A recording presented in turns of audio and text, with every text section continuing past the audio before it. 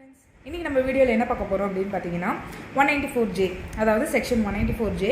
இது வந்து பார்த்திங்கன்னா ப்ரொஃபஷ்னல் சர்வீசஸ்க்கு டிடிஎஸ் பிடிக்கிற செக்ஷன்.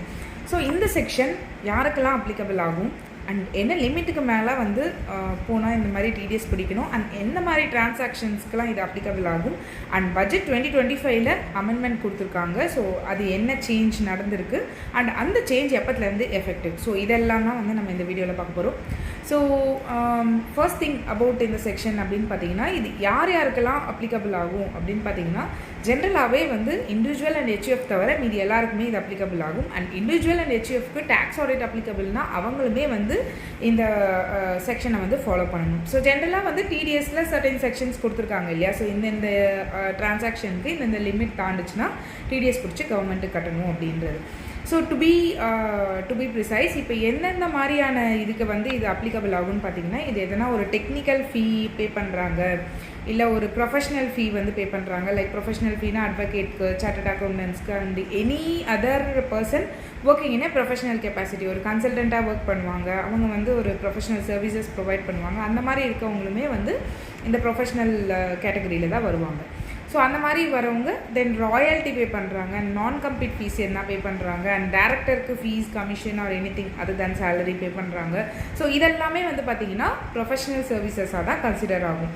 ஸோ இந்த ப்ரொஃபஷ்னல் சர்வீசஸ் ஒரு கம்பெனி வந்து அவங்களுக்கு இந்த மாதிரியான ப்ரொஃபஷ்னல் சர்வீஸ் ப்ரொவைட் பண்ணுறவங்களுக்கு ஒரு பேமெண்ட் கொடுக்குறாங்கன்னு வச்சுக்கோங்க.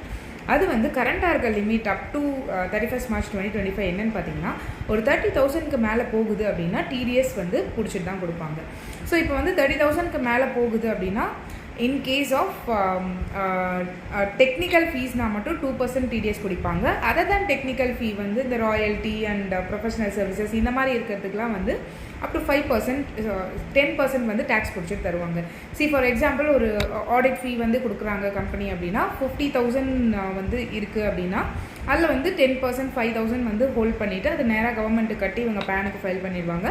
தென் மீதி இருக்க 45,000 தான் வந்து பே பண்ணுவாங்க. ஸோ இதுதான் வந்து TDS on professional services.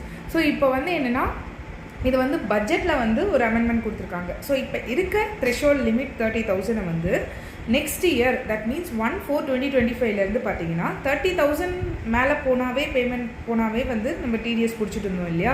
But ஆனால் வந்து என்ன சொல்லியிருக்காங்கன்னா, 1/4/2025 அப் டு 50,000க்கு டிடிஎஸ் பிடிக்க வேண்டிய ஆப்ளிகேஷன் கிடையாது. ஸோ உங்களுக்கான அந்த கம்ப்ளைண்ட்ஸ் பர்டனுமே கம்மியாகுது இந்த எக்ஸ்டென்ட்டுக்கு.